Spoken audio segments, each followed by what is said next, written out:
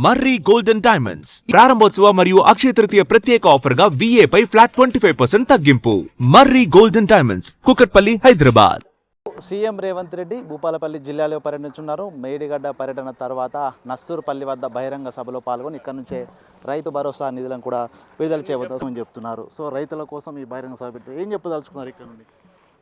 ఇది మెయిన్ ప్రజాపాలన ప్రగతి ప్రణాళిక సందర్భంగా గౌరవ ముఖ్యమంత్రి గారు అటవీ ప్రాంతమైనటువంటి కాటారంలో రైతు సమావేశాన్ని ఏర్పాటు చేశాము. సందర్భం ఏంటంటే రెండో విడత రైతు భరోసా నిధులు వాళ్ళ ఖాతాల్లో జమ చేస్తాము. సుమారు ఇప్పటివరకు రేపటితోటి 5,663 కోట్లు రైతుల ఖాతాల్లోకి వెళ్ళబోతున్నాయి. ఆ శుభ సందర్భాన రైతు మిత్రులతోటి ఈ ప్రాంత రైతులతోటి ముచ్చటించడానికి బహిరంగ సభ ఏర్పాటు.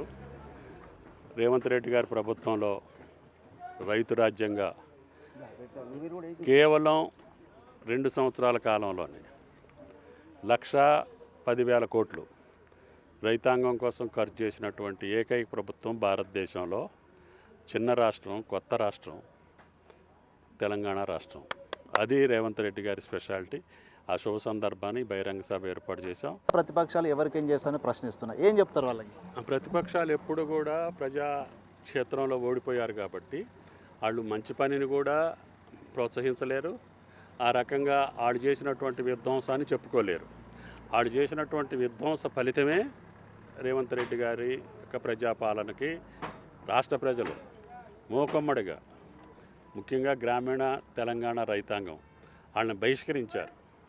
వాళ్ళు చేసినటువంటి అరాచకమైన పాలన కావచ్చు, అవినీతి పాలన కావచ్చు, లేదు 10 సంవత్సరాలు కొత్తగా వచ్చిన తెలంగాణని విధ్వంసం చేసిన తీరు కావచ్చు, వీటికన్నిటికీ సమాధానమే ఈ యొక్క ప్రజారాజ్యం. ఈ ప్రజాపాలనలో మాకు భగవంతుడి శక్తి ఇచ్చిన కాడికి వాళ్ళు ఇచ్చినటువంటి అప్పులు తీర్చుకుంటూనే మేము అన్నటువంటి సంక్షేమ కార్యక్రమాలు ఒక పక్క, అభివృద్ధి కార్యక్రమాలు ఒక పక్క, ఈ తెలంగాణ రాష్ట్రాన్ని కేంద్రం సహకరించకపోయినా ముందుకు తీసుకెళ్లేటటువంటి బాధ్యత రేవంత్ రెడ్డి గారి ప్రభుత్వం మీద ఉంది.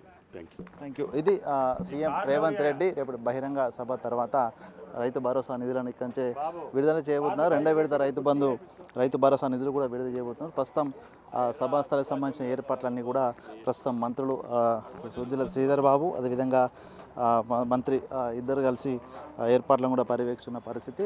రేపు సాయంత్రము 6 గంటలకు నస్తూరుపల్లి వద్ద బహిరంగ సభ ఉండబోతోంది.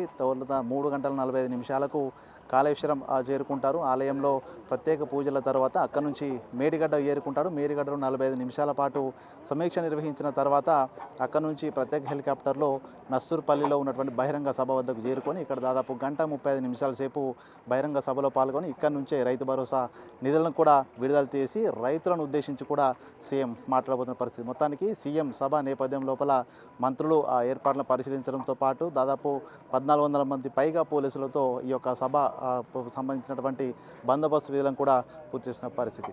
జర్నలిస్ట్ సంతోష్తో వేణు బిగ్ టీవీ, భూపాలపల్లి.